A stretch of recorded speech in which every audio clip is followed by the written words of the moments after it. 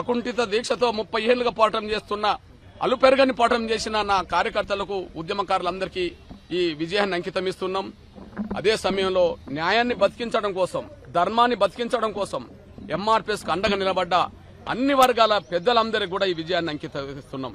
ఈ సమాజంలో ఉండబడే అన్ని వర్గాల మద్దతు ఎంఆర్పీఎస్ కు లేకపోతే 30 ఏళ్ల ఉద్యమాన్ని నిలబెట్టుకుంటూ వచ్చే వాళ్ళం కాదు, ముందుకు సాగించే వాళ్ళం కాదు. మేము 30 ఏళ్లుగా ఉద్యమం నిలబడి ముందుకు సాగిందంటే, అంతిమంగా ఒక విజయం సాధించిందంటే సమాజంలో ఉండబడే అన్ని వర్గాల పెద్దల, ప్రజాస్వామికవాదుల, మీడియా పెద్దలందరి సంపూర్ణ సహకారం వల్లనే ఈ విజయం సాధించాం. అందువల్ల వాళ్ళందరికీ మేము ప్రత్యేకంగా ధన్యవాదాలు చెప్తున్నాం. ఈ విజయంలో అంకితం ఇస్తున్నాం. ఈ విజయం వల్ల న్యాయం వైపే న్యాయ వ్యవస్థ నిలబడుతుంది అనడానికి, అన్యాయం జరిగిన వర్గాల పక్షానే బలంగా న్యాయ వ్యవస్థ నిలబడుతుంది అనడానికి పెద్దలు చీఫ్ జస్టిస్ గారి ఆధ్వర్యంలో ఇచ్చిన తీర్పు న్యాయాన్ని బతికించడం కోసం, పేద వర్గాలకి అండగా నిలబడడం కోసం ఇచ్చిన తీర్పుగా మేము భావిస్తున్నాం. ఎస్సీ వర్గీకరణకు అనుకూలంగా తీర్పును ప్రకటించిన న్యాయమూర్తులందరికీ ప్రత్యేకంగా ధన్యవాదాలు చెప్తున్నాం. అంతేకాకుండా ఈ ప్రక్రియ వేగవంతం కావడానికి చాలా మంది పెద్దల మద్దతు ఉన్నది. ఈ ప్రక్రియ ముందుకు నడిపించే ప్రయత్నంలో కేంద్ర ప్రభుత్వం సంబంధించిన గౌరవ ప్రధానమంత్రి గౌరవ నరేంద్ర మోడీ గారు కూడా చొరవ తీసుకున్నాడు. ఆయనకు మేము ప్రత్యేక ధన్యవాదాలు చెప్తున్నాం. అదే సమయంలో గతంలో ఈ ప్రక్రియను ముందుకు నడిపించే ప్రయత్నంలో పెద్దలు వెంకయ్య నాయుడు గారు చొరవ తీసుకున్నాడు. ఆయనకు మేము ధన్యవాదాలు చెప్తున్నాం. ఇప్పుడున్న పరిస్థితిలో కిషన్ రెడ్డి గారు దీన్ని భుజానేసుకొని ముందుకు నడిపించే ప్రయత్నం చేశాడు. ఆయనకు ధన్యవాదాలు చెప్తున్నాం.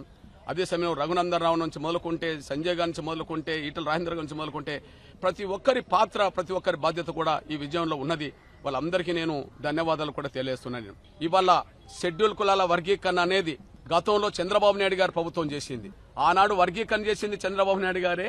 ఇవాళ తీర్పు వచ్చే సమయానికి మళ్ళా ముఖ్యమంత్రిగా ఆంధ్రప్రదేశ్లో చంద్రబాబు నాయుడు గారే ఉన్నారు. ఆ వర్గీకరణ చేసిన చంద్రబాబు నాయుడు గారికి మేము ప్రత్యేకంగా ధన్యవాదాలు చెప్తున్నాం. ఆయన ఆనాడు వర్గీకరణ చేయకపోతే వేలాది ఉద్యోగాలు గతంలో మాకు వచ్చేది కాదు, విద్యావకాశాలు మాకు వచ్చేది కాదు. ఈ రోజు పోరాటం ముందుకు నడిపించడం వల్ల మన న్యాయం బతికింది అంటే ఆయన తీసుకొచ్చిన చట్టం వల్లనే మళ్ళా న్యాయం బతికినట్టుగా జరిగింది. అందువల్ల గౌరవ చంద్రబాబు నాయుడు గారితో పాటు వర్గీకరణ ఉద్యమానికి అండదండలందించిన ఈ 30 ఏళ్ల ఉద్యమం నిలబడడానికి, ఈ 30 ఏళ్ల ఉద్యమం ముందుకు సాగడానికి, అంతిమంగా విజయం సాధించడానికి అండదండలు అందించిన ప్రతి ఒక్కరికి, ప్రతి సామాజిక వర్గ పెద్దలందరికీ పేరు పేరున నేను ధన్యవాదాలు తెలియజేస్తున్నాను. ఈ విజయం మాత్రం అమరులకు, ఉద్యమకారులకు, మద్దతు ఇచ్చిన సమాజానికి అంకితం ఇస్తున్నామనే విషయం కూడా తెలియజేస్తున్నాను. సుప్రీంకోర్టు అనుకూలమైన తీర్పిచ్చిన సమయంలో చంద్రబాబు నాయుడు గారు ముఖ్యమంత్రిగా ఉండడం అనేది మా జాతికి భవిష్యత్తుకు ఉపయోగపడుతుంది. రేపు వర్గీకరణ జరుగుతుంది. ఆ స్థానంలో మరొకరు కనుక ఉంటే మా వర్గీకరణ జరిగేది కాదు. సుప్రీంకోర్టు తీర్పు ఇచ్చినా కూడా దానికి ఏదో సాకులు చెప్పి కొంత అడ్డంకులు కల్పించడానికి ప్రయత్నం చేసేవాళ్ళు. ఇక్కడ చంద్రబాబు నాయుడు గారు ఉండడం వల్ల ఆ వర్గీకరణ అమలు జరుగుతుంది ఆంధ్రప్రదేశ్లో. అదే సమయంలో కాంగ్రెస్ తెలంగాణలో కూడా అనివార్యంగా అమలు చేయక తప్పదు. ఎందుకంటే కాంగ్రెస్ కూడా ఒక లాయర్ను పెట్టిందని చెప్పి రేవంత్ రెడ్డి గారు వాళ్ళు వీళ్ళు చెప్తున్నారు. కాబట్టి వర్గీకరణకు అనుకూలంగా లాయర్ పెట్టినప్పుడు, వర్గీకరణకు అనుకూలంగా తీర్పు వచ్చినప్పుడు ఖచ్చితంగా దాన్ని అమలు చేయక తప్పదు. ఇది కర్ణాటకలో కూడా అమలు చేయక తప్పదు. ఒక మాట చెప్పాలంటే రిజర్వేషన్ల సిస్టమే రెండో అడుగేయబోతుంది. దాదాపు స్వాతంత్రం వచ్చిన కాంచి, రాజ్యాంగం వచ్చిన కాంచి ఉమ్మడి రిజర్వేషన్ల విధానమే ఉన్నది. దానివల్ల అందుకున్నోళ్ళకే రిజర్వేషన్ల ఫలాలు అందినాయి, అందుకున్న కులాలకే రిజర్వేషన్ల ఫలాలు అందినాయి. కానీ ఇప్పుడు అట్లా కాకుండా అందుకోలేని వర్గాలకు, అందుకోలేని వ్యక్తులకు, కుటుంబాలకు ఇవాళ వర్గీకరణ ద్వారా న్యాయం జరగబోతుంది. అంబేద్కర్ రాజ్యాంగంలో రిజర్వేషన్ పొందుపరిచాడు.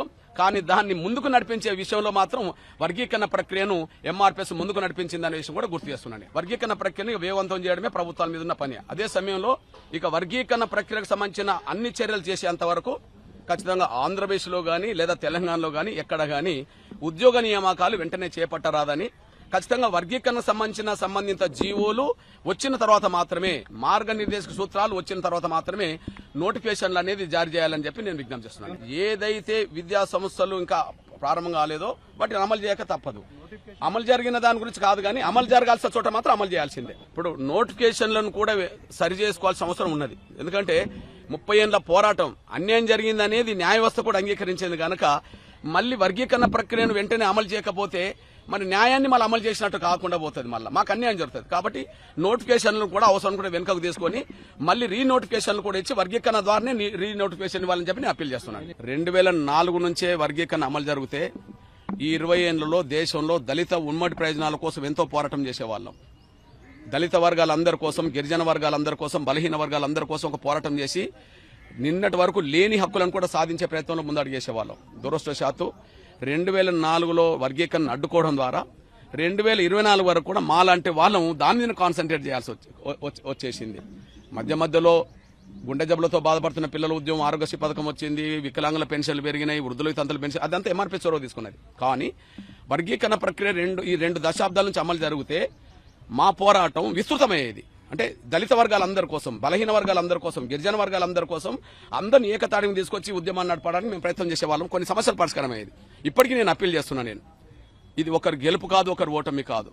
దయచేసి నా మాల సోదరులు అర్థం చేసుకోవాలని విజ్ఞప్తి చేస్తున్నాను. నేను ఖచ్చితంగా రేపు భవిష్యత్ రోజుల్లో మనందరం కలిసి దళిత వర్గాల ఉమ్మడి ప్రయోజనాల కోసం, దళిత వర్గాల, గిరిజన వర్గాల ఉమ్మడి ప్రయోజనాల కోసం, బలహీన వర్గాల ఉమ్మడి ప్రయోజనాల కోసం అందరం కలిసికట్టి పోరాటం చేద్దాం. మనందరికీ తెలిసిన విషయమే, ప్రభుత్వ రంగ సంస్థల్లో రిజర్వేషన్ల పరిధి తగ్గిపోతున్నది, ప్రైవేట్ రంగంలో వ్యవస్థ పెరిగిపోతున్నది. అట్లాంటి సమయంలో ప్రైవేట్ రంగంలో రిజర్వేషన్ల అంశం ఎజెండాగా చేసుకుని మనందరం కలిసి ముందుకు నడపాల్సిన అవసరం ఉన్నది. బడ్జెట్లో ఇప్పటికీ మనకు అన్యాయం జరుగుతున్నది. ఆ బడ్జెట్లో న్యాయం సాధించడం కోసం మనం ఉద్యమాలు చేయాల్సి వస్తుంది. కలిసికట్టుగా మనం పోరాటం చేద్దాం. ఇక ఎలాంటి అవరోధాలు లేకుండా, ఎలాంటి భిన్నాభిప్రాయాలు లేకుండా అందరం కలిసి పోరాటం చేద్దామనేసి కూడా గుర్తు చేస్తున్నాను. ఉదాహరణకు ఎస్సీ ఎస్టీ అట్రాసిటీ యాక్ట్ రద్దయినప్పుడు దళిత గిరిజన వర్గాలందరినీ ఒక తాటి మీద తీసుకొచ్చి దాన్ని కాపాడే ప్రయత్నం చేశాం, దాన్ని కాపాడుకున్నాం ఆ రోజుల్లో. అట్లనే రేపు భవిష్యత్తులో నా మాల, నా ఉపకులాలు, నా దళితులు, నా గిరిజనులు, నా బలహీన వర్గాలందరినీ కూడా కలుపుకొని భవిష్యత్తులో రిజర్వేషన్ల పరిధిని మరింత విస్తృతం చేసే విధంగా, అణగారిన వర్గాల హక్కులను మరింత పరిరక్షించే విధంగా అందరం కలిసి పోరాటం చేద్దాం. దాన్ని కూడా ఎంఆర్పీసీ చొరవ తీసుకుంటుంది, సమన్వయం చేస్తుంది, అందరిని కలుపుకెళ్తుంది. కనుక నా మాల సోదరులందరికీ నేను విజ్ఞప్తి చేస్తున్నా, అందరం కలిసి పోరాటం చేసుకుందాం భవిష్యత్తు రోజుల్లో. దీన్ని అవరోధం కల్పించే విధంగా ముందుకు రావద్దని చెప్పి నేను అప్పీల్ చేస్తున్నాను. రిజర్వేషన్ల పాలనలో మొత్తం మాదిగలే తీసుకోవాలని నేను పోరాటం చేయలే. మాదిగలకు దక్కాల్సిన వాట మాత్రం మాదిగల దక్కాలి.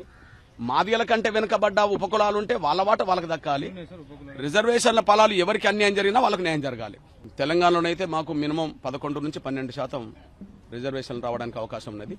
అదే సమయంలో ఆంధ్రప్రదేశ్లో 16లో మినిమం 7 దాటడానికి అవకాశం ఉన్నది. ఎస్సీ వర్గీకరణ మీద ఇచ్చిన తీర్పు ఎస్సీ ఎస్టీకి సంబంధించిన ఉమ్మడి అంశాల మీద ఇచ్చిన తీర్పుగా మనం భావించుకుంటే, ఎక్కడ ఏ కులానికి అన్యాయం జరిగినా న్యాయం చేసుకునే అధికారం రాష్ట్రాలకు ఉన్నట్టుగా, ఎక్కడ ఏ తెగకు అన్యాయం జరిగినా ఆ తెగకు న్యాయం చేసే విధంగా అధికారాలు ఉన్నట్టుగానే సుప్రీంకోర్టు తీర్పును మనం చూడాల్సి వస్తుంది అనేసి గుర్తు చేస్తున్నాను.